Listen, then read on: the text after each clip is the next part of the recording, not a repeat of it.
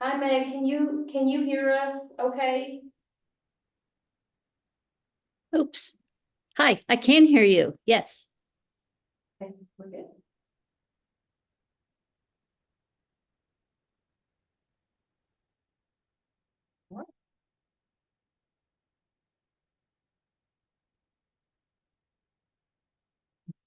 I you to change the slides.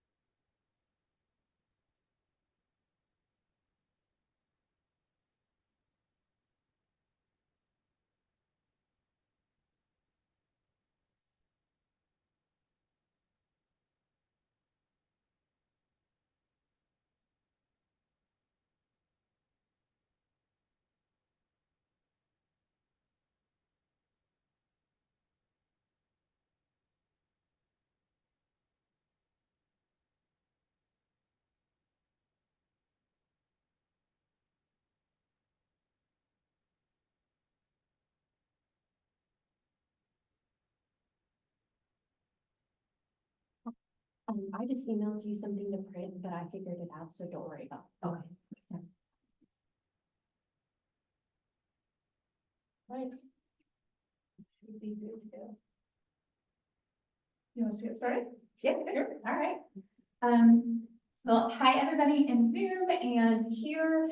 I'm Dr. Jill Parrott, and this is our virtual session on open and OER-enabled pedagogy. I'm out of the Department of English, and this is Bailey Lake. I'll let you introduce yourself. Yeah, my name is Bailey Lake, and I am the Open Strategies Librarian here at EKU Libraries.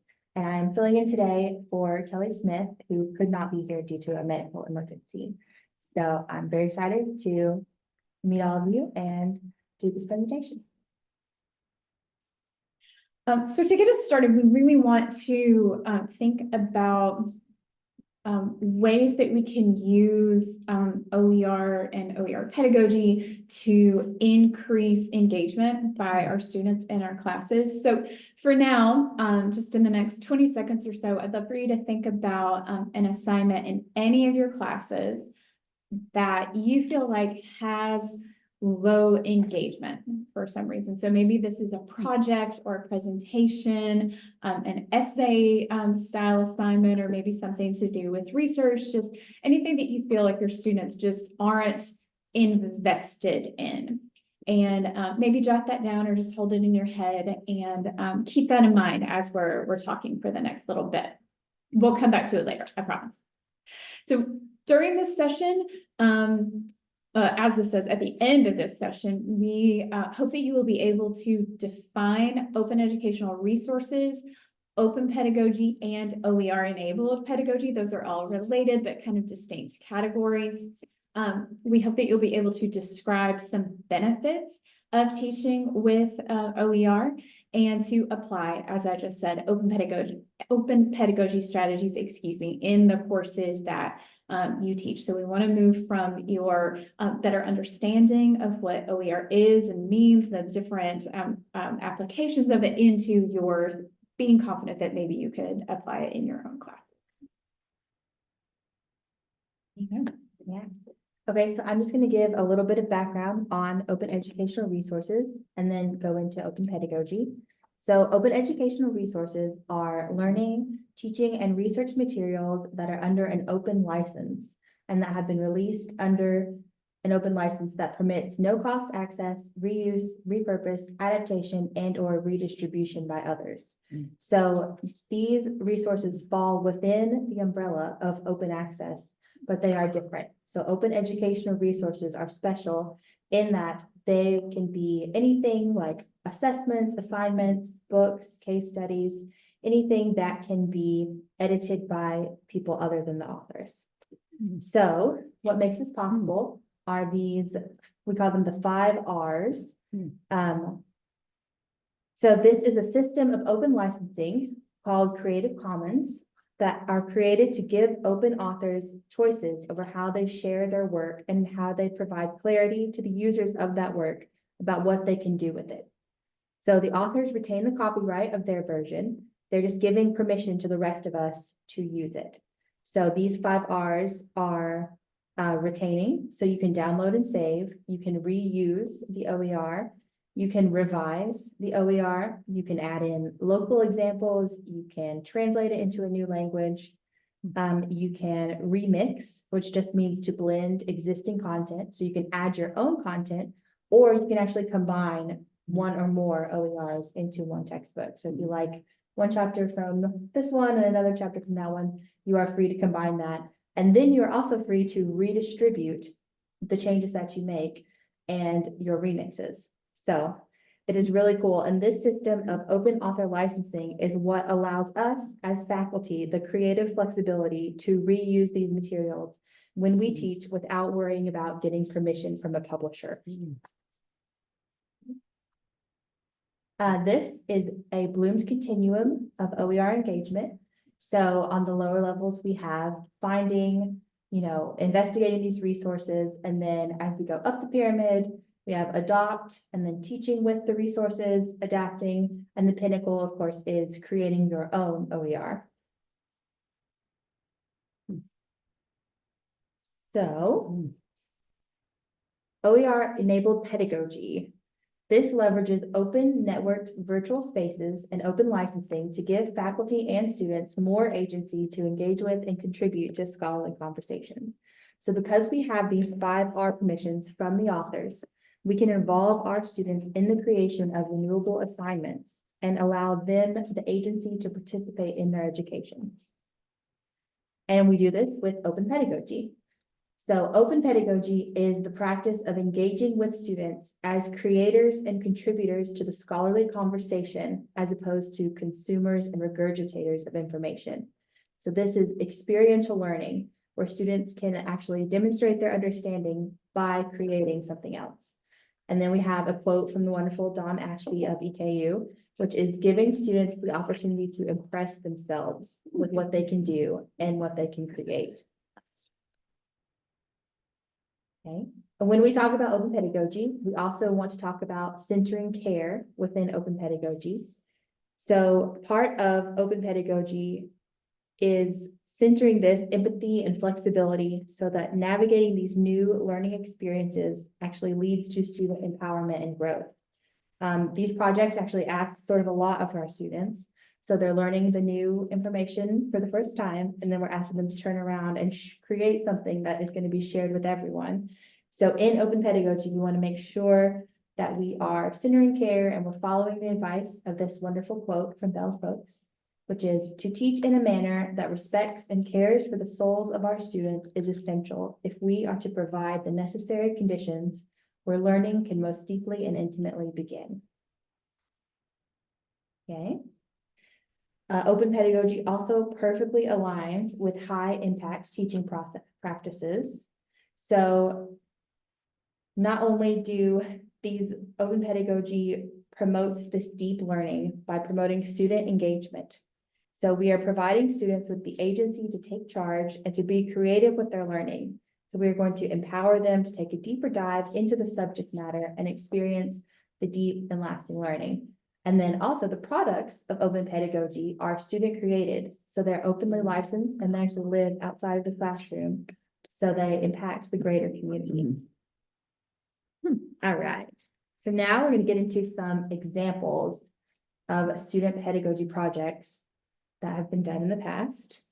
This is an example of an assignment in which students were tasked with annotating poetry and then posting their annotations using Hypothesis software. So because of the 5 R permissions, this professor was able to provide an OER that had all of this built in to the text. So it didn't require students to download anything or any plugins. They could annotate the literature and then read the annotations from their peers as well to further their understanding of the text. So it also has some built-in quizzes. So you can see at the bottom there, those are automatically graded. And if you look on the right side of the screen, you can see that the annotation pane where the instructor was able to provide additional context about the author, share resources, share videos and links that are related to the text, and also prompt discussion by asking questions of the students. Okay. So our next example was actually a Wikipedia assignment. That was the final assignment in a course on gender and technology that was offered at Case Western Reserve University. So these classes were comprised of first year and second year students. And the instructors were inspired to create this because women, and especially women in the STEM fields, are underrepresented on Wikipedia.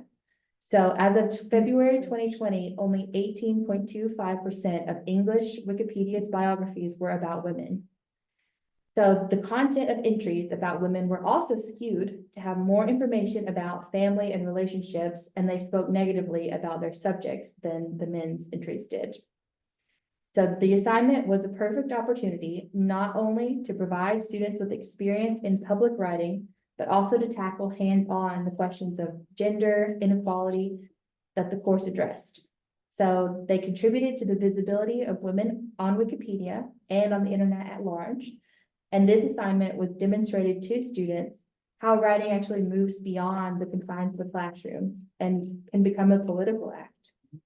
So the instructors paired up with a librarian to address copyright concerns, bias, trustworthiness, and the ethical consideration of Wikipedia, along with other topics like social justice concerns and how women of color continue to be underrepresented on the Wikipedia.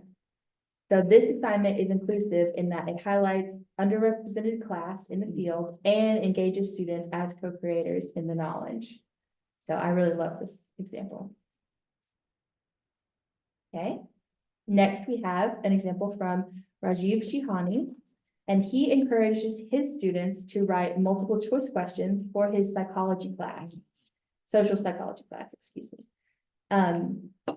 with the goals of encouraging the kind of deep learning that would allow students to both synthesize and understand the subject matter to write multiple choice questions. And then also because he was already using an OER, but the OER did not have a test bank or any sort of multiple choice question bank. So he was able to, have his students become familiar with the material, and then over the process of the semester, write these multiple choice questions, which he then redistributed and republished for other people to use as well alongside this textbook. Yeah. And they also were, he was able to include some of the best questions on their exams. So the students appreciated that as well, questions they had actually written. So this assignment contributed to the discipline because now this open textbook includes a question bank. So students in other courses could use this question bank to practice their skills and prepare themselves for exams. And additionally, renewable assignments like this one create higher levels of intrinsic motivation in students, which often leads to higher levels of success. So assignments like this one help to deconstruct traditional power structures, telling students they are smart enough to write test questions, centering their sense of agency and belonging. All right, and one more example here for us.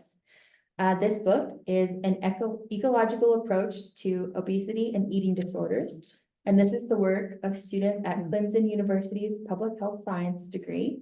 So, and they also collaborated with the library. The students wanted it to be an informational guide on various weight-related challenges for the general public. So the goal were to meet the course requirements of understanding weight issues and to develop a product for real people to use as a resource for these health conditions. So students divided the chapters up based on 5 levels of the ecological model in their class.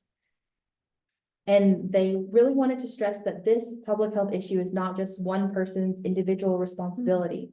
So in addition to writing their individual chapters, each person also peer reviewed all of the other chapters that were written and provided feedback. So this allowed for deeper understanding of all the issues addressed in the book. So editing duties were self-selected and completed during the last revisions of the book. And the end of the semester feedback was that the students absolutely loved this project. It was overwhelmingly positive. So all of these assignments, and this one in particular, help to elevate and center the student voice and experience. saying to students that they matter and they can participate in their learning in partnership with their professors. Okay, so I'm going to spend some time telling you about the open educational resource that we created in the English department for our first year writing course, English 101, the very first class that many students have in our department. And in some cases, it's their very first class at all in the university.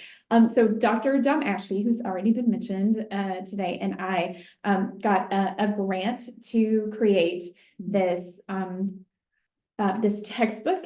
It is freely given to our students, so they don't pay a dime for their textbook in English 101 anymore.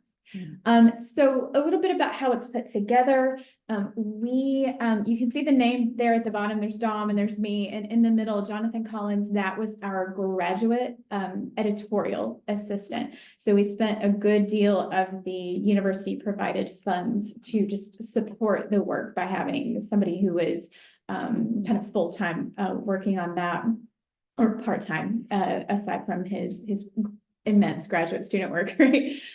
So we broke it up and did a couple of different things that fit under this OER model. So as this says, the first 71 pages are content that we wrote, knowing the course. So we created it to be open. It has an open copyright. We wrote it, it's for the book and completely free. And then the last part of the book, I think in total, it's more than 200 pages, maybe closing in on 300. So a couple hundred pages are resources that we found, across the internet, also with open copyrights that we were able to put together. With those readings that we gathered and did not create, we created 12 themes. So we, thought about the standards of the genre for a first year writing textbook. And often those readings are organized as themes, right? And that helps instructors, it helps students, right? So you can find 2 or 3 different essays, pieces, websites to discuss around a theme, or to help students better understand synthesis around a single topic and things like that. So we want, because those are things that we value in our class, we wanted to organize our textbook in that way. So we have 12 themes for reading. I'm trying to think of some examples. One is Appalachia, one is technology, one is history. I think, and I mean, the book is freely available to you. You're welcome to go check those out for yourself. We also learned, or I should say, Jonathan, our graduate assistant, learned how to use those as hashtags in our software. So in addition to those themes existing, students and faculty can use them to navigate through the file for it. So if I'm reading an essay about Appalachia, I can hit the hashtag and it will automatically send me to the next essay about Appalachia and so on.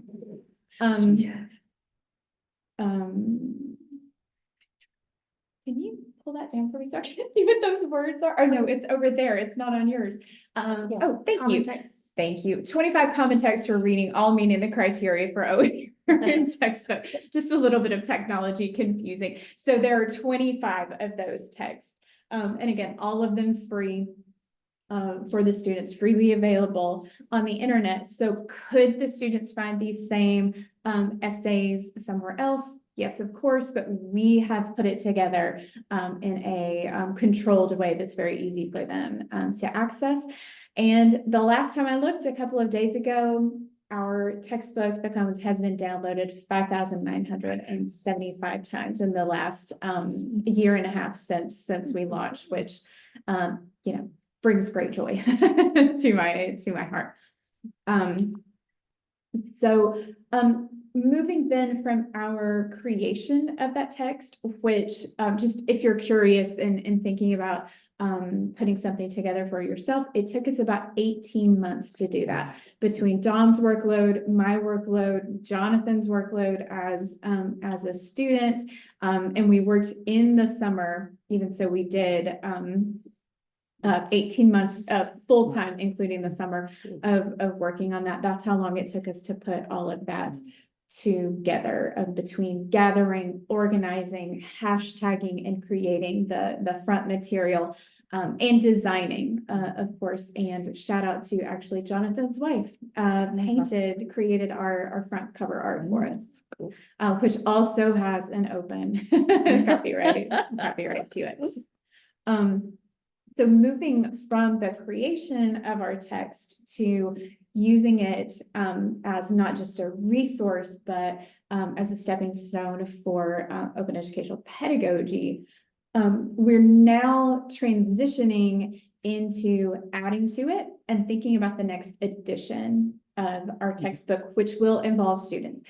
So thinking about the examples that Bailey was sharing, we'll be doing some of that with our students. Right now, we're focusing on gathering student essays to be included as part of the text of the book for students to, future students to read, analyze, cite and refer to, but also to showcase and model the type of student work that can be done in our classes. So, and this was always our intention in creating it. We wanted to get this first edition out, but we always wanted it to be something owned by our department and our students. So made for and made by EKU first year writers. So that's where we are right now, is gathering student work so that the next edition of the Commons will include models from EKU students.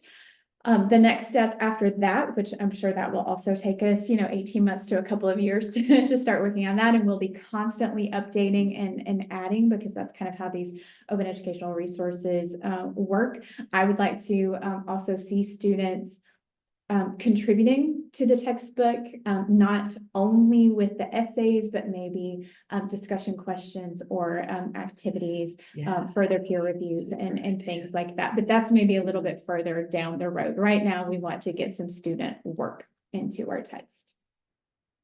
And of course, I'm happy to answer any questions during this session, or if you want to reach out to me later about using the book. If you have any purpose to use it in any of your classes, how to access it, how to use it, or if you want to know more about the process that we use to put it together. It wasn't easy, but very rewarding. And now we have this wonderful textbook made just for us, made by us for our students, and it costs them absolutely nothing, not a dime for our students to use this textbook, which makes me really happy. I already talked about this. So I asked you at the beginning of our session to think about assignments or lesson plans, projects that your students are doing that you feel like maybe they're not as engaged in as you would like for them to be. So let's take a couple of minutes now to think about the examples that we've talked about and whether you could see yourself using these types of approaches, so open educational pedagogy, to give that assignment a little bit more oomph with open education. So think about the assignment that you considered earlier, and what kind of materials could you have students create that could be reused, that could, the quote from Bailey earlier, live outside the classroom. What could they create that could live outside the classroom and meet this criteria for OER? So let's just think about it. Maybe let's do like 2 or 3 minutes here, have a think, and then we'll talk about it a little bit.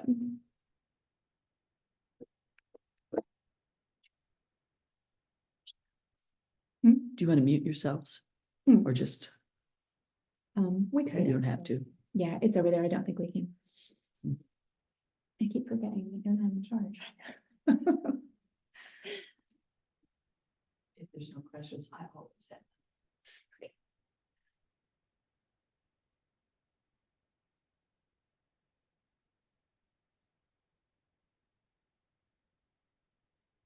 And we are keeping an eye on the chat if you'd like to enter anything in there.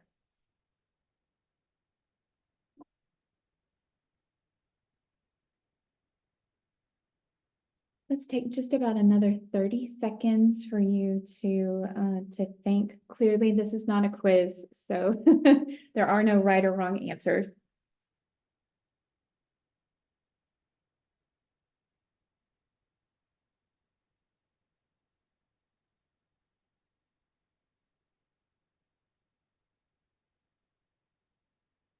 Could you all go back to the pedagogy Bloom taxonomy with the OER slide at some point?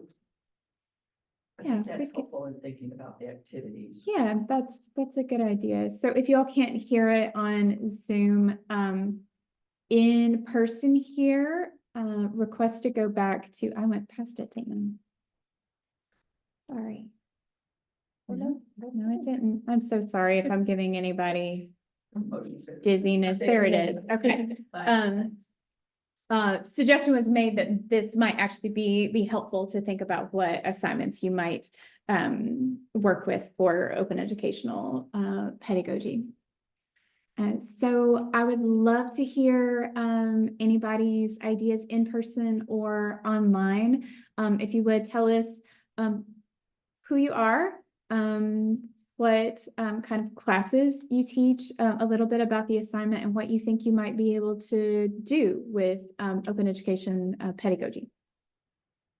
If no one in the Zoom room wants to start, I'm happy to. Yeah, go for it. I'm Susan Skees-Herms, and I teach in the occupational science and occupational therapy program. And I was just gonna say, just to clarify, we use kind of the CPTs, CPAs, whatever you want to call them. Mhm. But we also we have two different textbooks that we use, and I could see this being something we could incorporate. Mhm. As we have one textbook that it goes across two sections, 2 semesters. Oh, yeah. And yeah, so I'm thinking about how this could be really good when we do integrated case analysis. Mhm. And I could see this taking it to that next level. So that's what I was gonna say.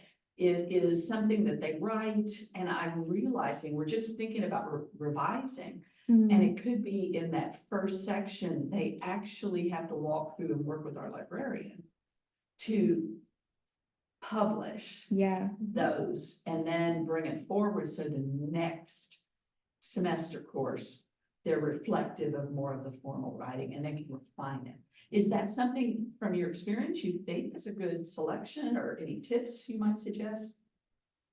Yeah, absolutely. I could definitely see something like that working, yeah. And you'd be working with me, so, Oh, yeah, I'm happy to help with that, so, yeah. I think one of the keys is that whatever they create has to be open, it has to be shareable, Mhm. has to be free, and they have to make it so that someone else could use it and remix it, not take credit for it. Right. That's, And that's Not- the point. but to remix or reuse. So if you have models, I mean, it's a great way to provide them to students Yeah. for like, this is what you could do, but also they can analyze them. They can develop activities with them as part of their like current class pedagogy. And that was the other points to clarify. And then I know that, Yeah, we see your hand. yeah, so you're in. The other thing, so anything you use in an OER assignment has to be cleared for open copyright. So like, even though we might be using a textbook, we create our own case studies. So if we weren't using the copyrighted textbooks case studies, we would be okay. Sorry, is that correct? Yes, yes. And you can publish ancillary materials that relate to a textbook without using any of that content that sometimes there are just, lesson plans or just ancillary materials. But it would be best if it was alongside an OER, if that makes sense. Thanks. I'm done. Yeah. Okay, Amanda? Sorry, 5 or 6 years of Zooming, and I still can't figure out how to turn on my. Anyway, yeah, I have an assignment I use with our the students who visit us as part of the library instruction program. Whenever we're talking about scholarship as a conversation, or having agency to add to that conversation. We often use zines, and what's really cool about them is the students are glad to contribute them to our physical collection, and they get the idea that it could live on beyond their time here, which I really love. What we haven't done though is make it truly OER. I mean, zines in themselves are already like remixing things kind of illegally. You don't usually acknowledge copyright when you're making a zine. It's sort of punk rock not to, but whatever. But we're going to make it more OER. I've been working with our OER librarian to figure out how to do this. And so what we could do going forward, she suggested, is, talk to them first about the 5 R's, and then have them designate on their zine, where it falls within that. Because the idea is that we already use those to teach the next group of students who come in. They come upstairs and look at the zines and bring them down to the classroom. And together we create a rubric where they decide what makes a good zine or an effective zine based on what other people before them have done. So they are being inspired by each other, but they're not explicitly reusing each other's work. So I didn't know how I was going to have time in a one-shot session to also teach them about this and then make a zine. But we arrived at this idea that I could do like a flipped classroom approach where I could send them a module, an asynchronous module that they could complete first about the 5 R's, so they'd be ready when they came in to decide and make a designation. So that's all we've been able to think about how to make this an OER officially enabled pedagogy assignment. But I don't know, do you have any other thoughts about how that could happen? Yeah, I think that's awesome. And then I don't know what platforms you guys use at Berea, but if you could use Pressbooks to have all the different like editions of the years, like as you do this several years, they could look back on the past student work. I think that would be a great example for the students going forward. But yeah, I love that. That's a cool idea, because right now we only house them physically in LibGuides. Yeah, and it's a little harder to navigate. You can't tell from what happened one year to the next. So I love that idea. Thank you. Yeah. Yeah. Can I ask two odd detracting thoughts are one, the impact of how we address for the potential of cheating, where a student might, instead of do work, copy somebody else's, and then the other is AI. Are those two threats, or do we just trust? My idea about cheating is that if they want to cheat, they're going to find somewhere to get it, whether it's online or the materials that you're providing. And if it's something that you're providing for them, you're going to be familiar with it anyway. So you're probably going to be able to recognize it. So I tend to believe that if the student wants to maliciously cheat, they're going to maliciously cheat, and that everybody else is going to do their best. But maybe that's just my my bias for that kind of stuff. I think the exercises that rely heavily on reflection are good points to do OER, because each person's the expert of their own experience. So like, good luck like cheating about your own experience, right? Yeah. And then the other things that have to actually be objectively true or whatever are the things that probably you wouldn't want to use OER for, maybe. I don't know. So that's one of my thoughts. I mean, thinking about AI, we had a session in first year writing actually just last week in this space, thinking about artificial intelligence. And one of the things that we talked about is just using it with students to show them the benefits and the limitations of using it. So, I don't see any reason why you couldn't, like, if the assignment is, okay, I want you to create discussion questions that go with this chapter, and we're going to create a supplemental material for the textbook, right? There's no reason that you can't, as a class or have them in groups, use AI to get some examples. And if they're good, you can keep them. And if not, you can have the conversation with the students. All right, so this is a janky question that AI came up with. How do we do better? How do you can use it as a generative tool to get them started and to think about it. It's one option. Yeah, I also think about open pedagogy as a deterrent to cheating, because if you say, this is going to be published under your name online on the wider internet, I think that is exciting enough to them that they, maybe realize the the importance of it and also want to have their own work. So. Yeah.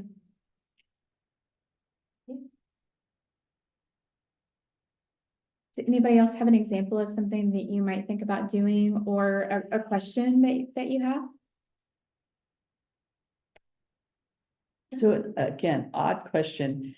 So resources like the .gov or the FEMA documents, are those considered in the open access domain? Yes. Is that an issue that we would be concerned with? We would probably have to ask and be more specific Oh, than okay. that, With but in strict general, yes. And also sometimes we can link out to things Ah, since it is an online yeah. resource. So even if we couldn't include the text actually we could link out to it.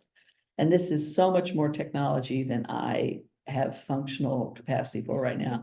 But it sounds like, so like Perusal as a software program, that is just an example of social learning with critical reading. And then the Google space, those tools are specific to Google. So this would be something outside those familiar sharing platforms. Do you get what I'm asking? No. Okay. What would be outside? So like Perusal, don't you have to have a license and an app? So you wouldn't be able to use something with that as a software platform, right? Well, Perusal's not software, right? Like it's a Oh, website. And okay, so, for right. example, like our textbook for first year writing is in PDF format. And Ah, actually on the way you There access you it through Encompass through the library, the specific chapters are also broken up into smaller PDFs.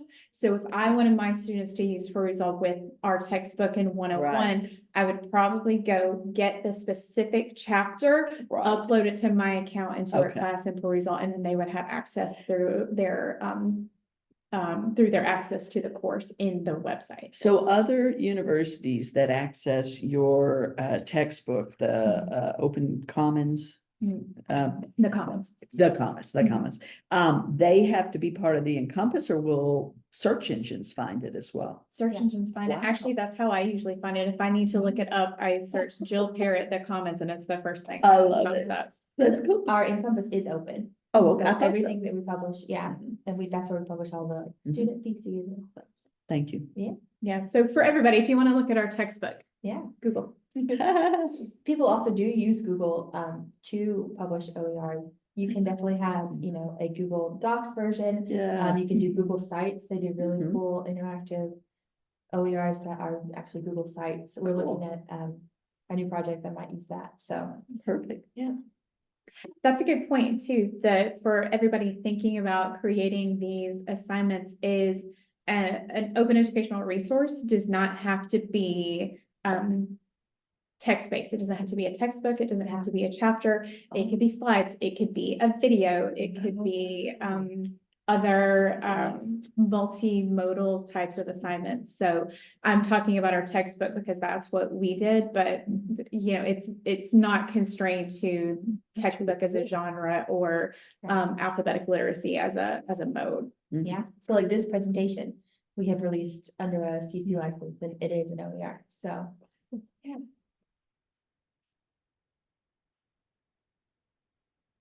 Well, before we wrap up, anybody online have any other examples or questions? Want to make sure to give you the opportunity to jump in.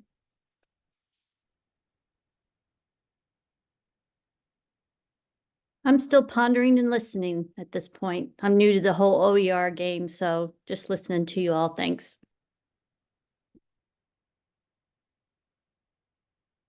Yeah, so feel free to contact either of us depending on what your needs and questions are.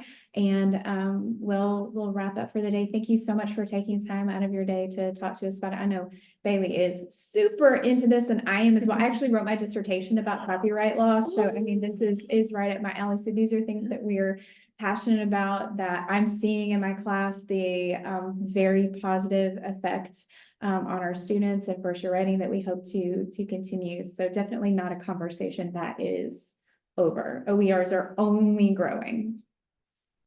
Yeah. All right. Thank you all. Thank you. I think Cassie will close it out to you. Do you want to stop the Zoom? I want that.